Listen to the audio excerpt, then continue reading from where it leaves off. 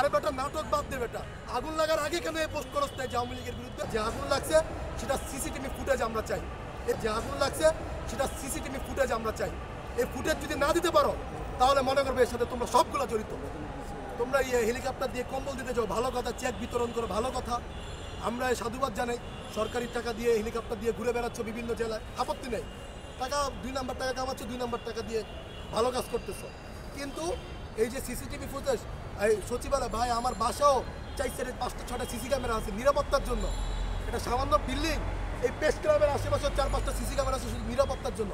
Camera জ্বলে যেতে পারে, হার্ড ডিস্ক তার জ্বলে যেতে পারে না, হার্ড ডিস্ক তার ভিতরে থাকে না, মোবাইলের অ্যাপ থাকে। সচিবালয়ের মতো জায়গায় এটা মোবাইল দিয়ে বাইরে থেকে প্রশাসন দেখতে পারবে যে সেখানে কি হচ্ছে।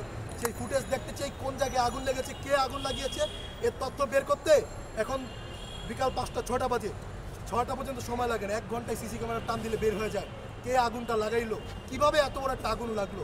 যখন সামান্য একটা তারে আগুন লাগবো সাথে সাথে ফায়ার অ্যালার্ম বেজে যায়। যে কোনো একটা ছোটোখাটো জায়গায় আগুন লাগলে ফায়ার অ্যালার্ম বেজে, অথচ বাংলাদেশের সর্বোচ্চ জায়গায় সচিবালয়ে আগুন লাগছে, এখানে কি ফায়ার অ্যালার্ম বাজে নাই? তোমাদের পুলিশ কর্মকর্তারা রাতের বেলা কি সেখানে ডিউটি করে না? আচ্ছা মনে করো তোমরা বললা যে সচিবালয়ে রাতের বেলা কেউ ডিউটি করে না, এটা আমরা মেনে নিলাম। তো রাতের বেলা যদি ডিউটি না করে, যদি সচিবালয়ে ডাকাত ঢুকে, তখন তোমরা কি করবা? আগুনের বদলে যদি ডাকাত ঢুকতো তখন তোমরা কি করতে হবে আমার বলো? সেনাবাহিনী ডাকে।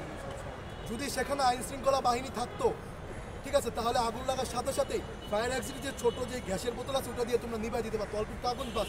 তোমাদের এত বড় সচিবালয়, অথচ 3টা তলায় আগুন লাগলো, যে 3টা তলায় তোমরা 3 মন্ত্রী বসো, বর্তমান 3 ধান্দাবাজ, একসাথে 3 বন্ধু একসাথে ধান্দাবাজি করে বেড়াও, 3টা একসাথে বসো, একদম সিরিয়ালে 3টা একসাথে 3টার আগুন লাগছে। এখন আসিফ মাহমুদ, সজীব ভুইয়া ফেসবুকে পোস্ট করে যে আমরা আওয়ামী লীগের দুর্নীতির বিরুদ্ধে অনেকগুলো রিপোর্ট তৈরি করেছিলাম, তাদের টাকা পয়সা সেগুলো সব মনে জ্বলে পড়ে গেছে, আমি ঢাকায় আসছি। আরে বেটা নাটক বাদ দে বেটা, আগুন লাগার আগে কেন এই পোস্ট করছ যে আওয়ামী লীগের বিরুদ্ধে সকল তথ্য আসছে? আগুন লাগার বিরুদ্ধে কেন ওবায়দুল কাদেরকে গ্রেপ্তার করতে 3 মাস যখন দেশে ছিল তখন কি করছস তোরা? আগুন লাগার আগে কেন তোরা আওয়ামী লীগের পাতি নেতাদের ধরে বড় বড় নেতাদের দেশ থেকে পালানোর ব্যবস্থা করে দিচ্ছিস?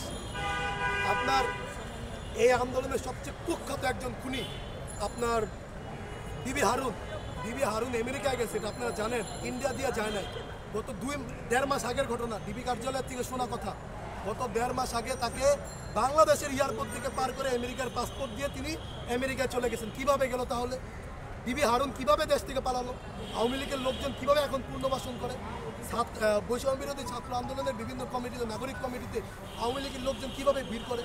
আমার এটার উত্তরটা একটু দিয়ে যাবেন। আচ্ছা ভাই, আমি একটা জিনিস অ্যাড করি আপনাকে, এটা হচ্ছে যখনই আগুন লাগে ফায়ার সার্ভিসের লোকজন আগুন নেভানোর কাজে ব্যস্ত, ওই সময় আমরা দেখছি ট্রাক চাপে একজন ফায়ার সার্ভিসের কর্মী মারা গেছে। আসলে এটা কি ফায়ার সার্ভিসের কর্মীরা তৎপরভাবে কাজ করতেছে একটা গুরুত্বপূর্ণ জায়গায় আগুন নেভাতে, ওই সময় তাদের মুভমেন্টটা ঘুরায় দেওয়া হলো কিনা, আসলে এরকম ষড়যন্ত্র কিনা আপনার কাছে কিন্তু এই ফায়ার সার্ভিসের কর্মী?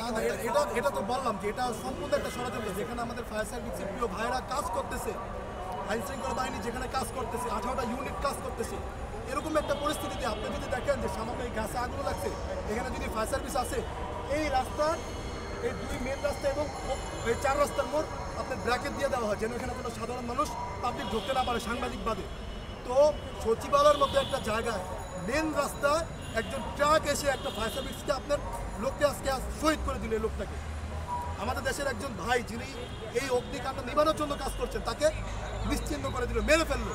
মানে কি এরকম যে ইস্যু দিয়ে ইস্যু ঢাকার? হ্যাঁ, সচিবালয়ের ইস্যু দিয়ে ফায়ার সার্ভিসের ইস্যুকে তারা তৈরি করতে চাচ্ছে। এটা পুরোটাই আওয়ামী লীগের একটা পরিকল্পিত আপনার হত্যাকাণ্ড বলতে পারেন, ষড়যন্ত্র বলতে পারেন। এই আওয়ামী লীগকে পুনর্বাসন এখনও অনেক আমলারা আওয়ামী লীগের অনেক লোক এখন সচিব আমলার দায়িত্বে আছে সচিবালয়, এদেরকে বের না করে এদেরকে শোষণ করে বিএনপি জামাতের যেসব মানে এই মনোধারী যেসব আমলারা আছে তাদেরকে মাইনাস করে আওয়ামী লীগের সচিবদেরকে এই জায়গায় বসানোর কারণে আজকে এই একটা আমরা ঘটনা দেখতে পেলাম। এটার বিরুদ্ধে আমাদের কঠিন অবস্থা নিতে হবে। এবং আমি শুনেছি যে ট্রাকের আগে ধরতে পেরেছে, ওকে রিমান্ডে নিয়ে জিজ্ঞেস করা হোক কেন উনি এই কাজটা করলেন। ঠিক আছে, আমি জানি উনি স্বীকার করবেন, আবার মিডিয়া উল্টাপাল্টা দিবে। ধন্যবাদ।